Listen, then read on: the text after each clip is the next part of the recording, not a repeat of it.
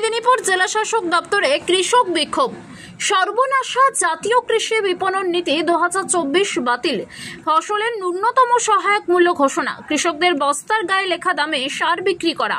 100 দিনের কাজ চালু। নদী খাল ও বেসিনগুলি সংস্কার করে নিকাশি ব্যবস্থা উন্নত করা সহ একগুচ্ছ দাবিতে অল ইন্ডিয়া কিষাণ ক্ষেত মজদুর সংগঠনের পূর্ব মেদিনীপুর জেলা কমিটির পক্ষ থেকে আজ জেলা শাসক দপ্তরে বিক্ষোভ ডেপুটেশন হয়।